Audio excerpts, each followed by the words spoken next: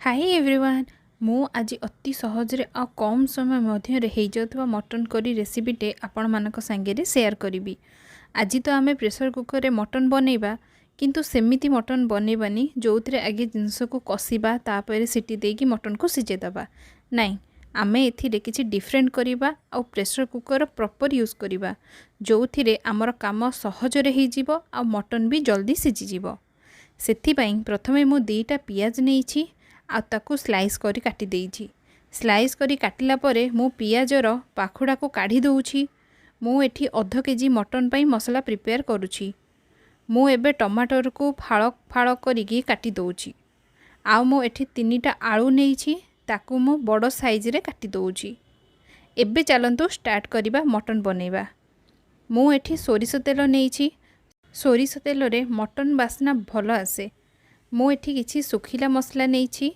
एथिरे जीरा सुखिला लंका गुजराती तेजपत्र आ दालचीनी काठी नेइछि। याकू आमे तेल रे सब पकई दबा। एबे आमे काटी रखिथिबा आलू को पकई दबा। आलू को टिके रेड आसीबा जाय भाजीबा। मते पर्सनली मटन तरकारी रे आलू पड़िथिले बहुत भल लागे। आपण माने चाहिले आलू को न पकेकी भी रांधि परिबे। एबे आलू रेड हेई आसीची। एबे सबु आलू को काढी दबा। एबे से गरम तेल रे पियाज देई दबा।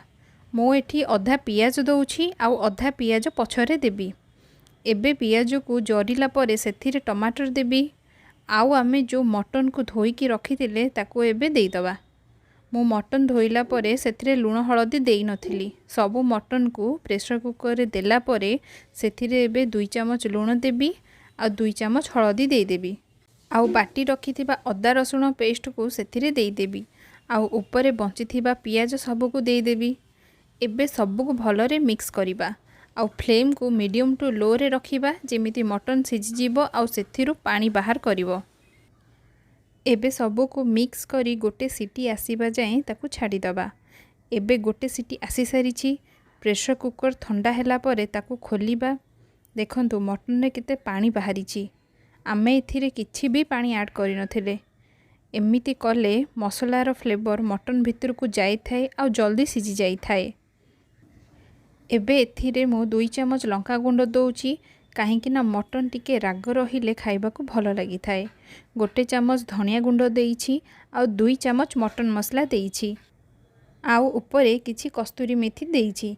एबे सबु को भलरे मिक्स करी पानी मारिबा जाए ताकू कसिबा। एबे देखंतु मटन रो पानी मरि जाइछि आ तेल ऊपर को आसी जाइछि। एई स्टेज रे जानिबे मटन टी भलरे कसी हे जाइछि। एबे सबु को भलरे गोळेई सेथिरे आलू को देई दबा। एबे आलू को मटन सांगरे कसिबा। एबे सेथिरे पानी देबा। मो एठी रूम टेम्परेचर पानी नेइछि। मो एठी 2 कप पानी देइछि। एबे सबु को गोळेई दबा। एबे एथिरे मो गोटे चमच गरम मसला देई दोछि।